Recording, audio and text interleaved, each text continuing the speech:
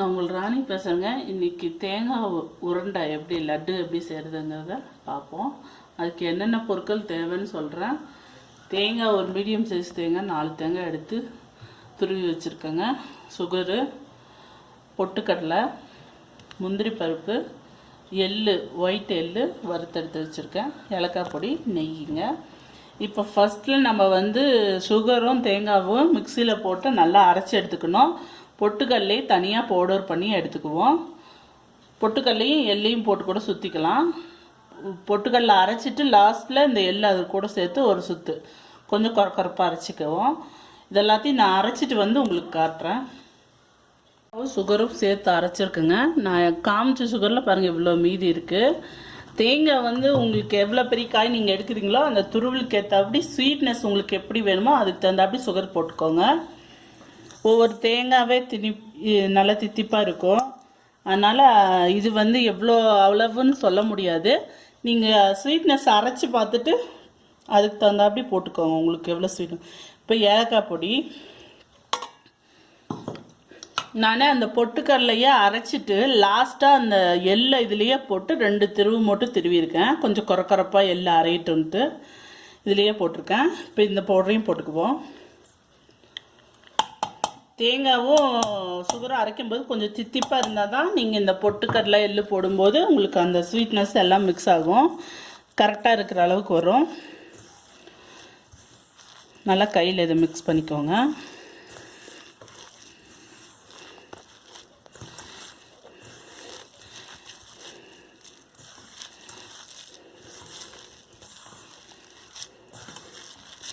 நல்லா அந்த எள்ளோட மணமும் பொட்டுக்கடலையோட மணமும் நல்லா மணமாக இருக்குது.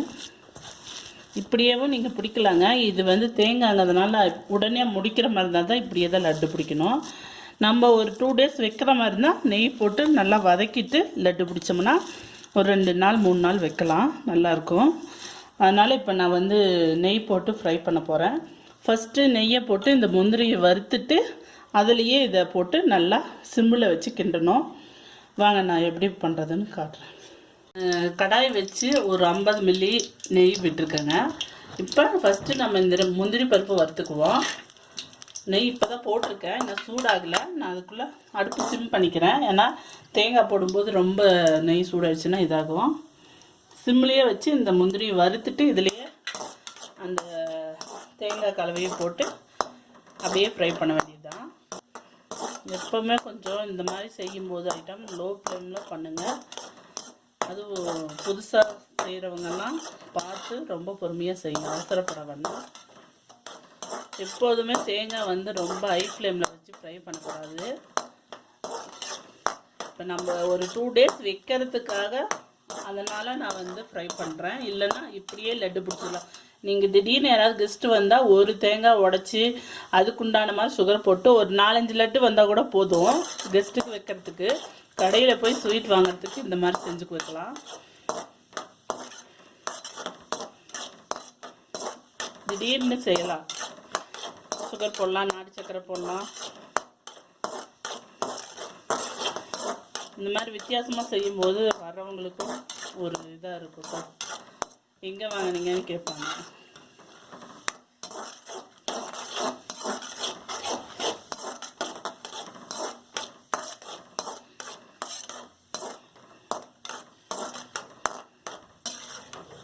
பாதி அளவுக்கு ஃப்ரை ஆகிடுச்சு, இன்னும் கொஞ்சம் நல்லா ஃப்ரை ஆகணும்.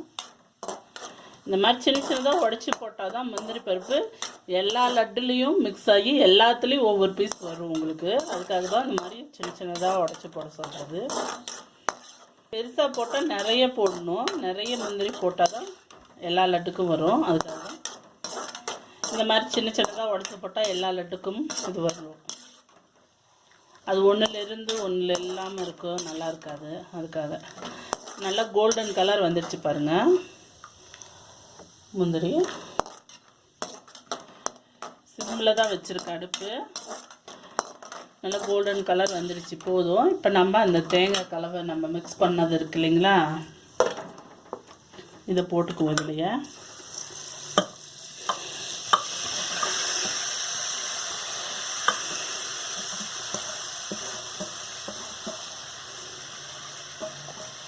நல்லா வலிச்சு போட்டுக்கோங்க.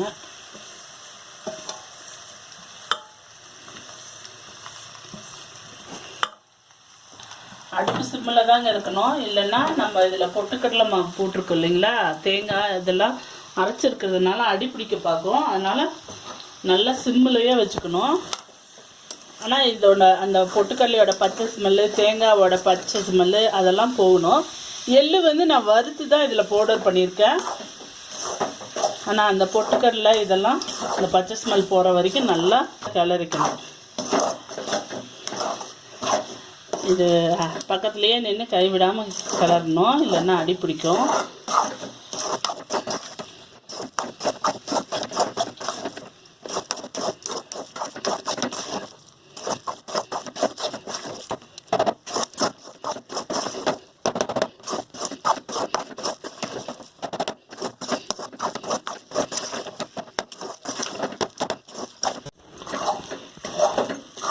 அடுப்பு சிம்மிலேயே வச்சுக்கோங்க. பாருங்கள், இந்த மாதிரி கைவிடாமல் கிளறுங்க.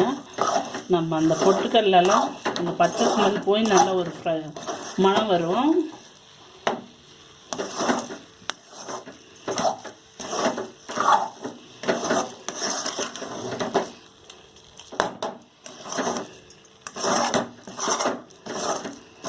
கைவிடாமல் கிண்டிக்கணும், அடி பிடிச்சிக்கும்.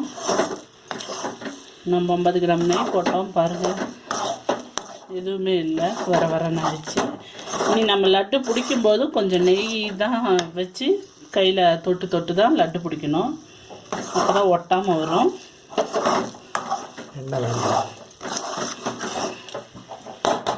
எண்ணெய் சேர்க்கக்கூடாது, நெய் தொட்டு தான் லட்டு பிடிக்கணும். அது நல்லா டேஸ்ட்டாக இருக்கும்.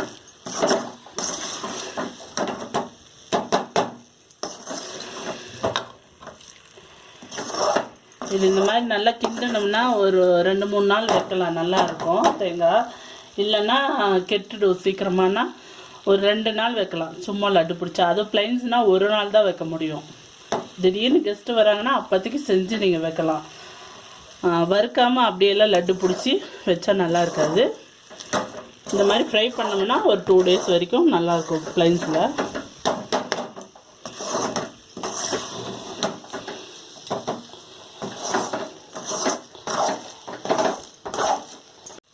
அவ்வளோதாங்க, நல்லா ஃப்ரை ஆகிடுச்சு, நல்லா மணம் வருது.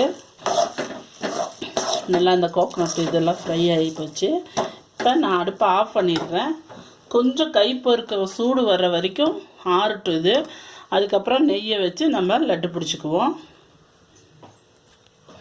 பொறுக்கிற சூடு ஆயிடுச்சுங்க. இப்போ வந்து இதை நம்ம அந்த கரண்டியில் இருக்கிறதெல்லாம் நல்லா வலிச்சு போட்டுட்டு லட்டு பிடிக்க ஆரம்பிச்சுக்குவோம். நான் சொன்ன மாதிரி நெய்யை ஒரு கப்பில் வச்சுக்கோங்க. நெய் பாருங்கள் உருக்கி எடுத்து வச்சுருக்கேன். அதை தொட்டு தான் நம்ம லட்டு பிடிக்கணும். உங்களுக்கு என்ன சைஸ் வேணுமோ அந்த சைஸ் பிடிச்சிக்கலாம்.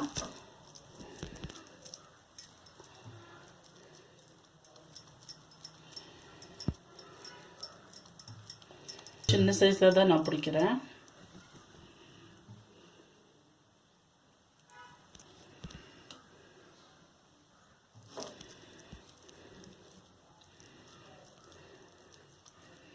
ரொம்ப பெருசாகவும் இல்லாமல் ரொம்ப குட்டியாகவும் இல்லாமல் மீடியமாக பிடிக்கும். இது மாதிரி குட்டி குட்டியாக பிடிச்சிக்கோங்க. நான் எல்லாத்தையும் பிடிச்சிட்டு உங்களுக்கு காட்டுறேன். பாருங்கள், கோகோனட் லட்டு ரெடி ஆகிடுச்சு நமக்கு. நான் சொன்ன மாதிரி பார்த்தீங்கன்னா பச்சையாக இது வந்து அப்போவே மிக்ஸ் பண்ணதுமே பிடிச்சேன். உடனே யூஸ் பண்ணுறதா இருந்தால் இந்த மாதிரி பிடிக்கலாங்க. இது வந்து ஒரு 2 டேஸ் வைக்கலாம். ஃப்ரை பண்ணி லட்டு பிடிச்சிருக்கேன். இது ஒரு 2 டேஸ் வச்சுருக்கலாம், ஒன்றும் ஆகாது. ஃப்ரை பண்ணதுனால ஒன்றும் ஆகாது. கீழே பிளைன்ஸுக்கு எப்படி இருக்கும்னு தெரியாது, பார்த்துக்கோங்க. இது ரொம்ப டேஸ்ட்டாக இருக்குங்க, சுவையாக இருக்குது லட்டு. இது செஞ்சு பார்த்துட்டு எப்படி இருந்துச்சுன்னு உங்கள் கமெண்ட்ஸை சொல்லுங்கள். இது மாதிரி மேலும் வீடியோஸ் பார்க்க என்னோடய சேனலை சப்ஸ்கிரைப் பண்ணுங்கள், பெல் பட்டன் ப்ரெஸ் பண்ணுங்கள், கூடவே லைக் பட்டன் ப்ரெஸ் பண்ணுங்கள், உங்கள் ஃப்ரெண்ட்ஸுக்கு ஷேர் பண்ணுங்கள். தேங்க்யூ.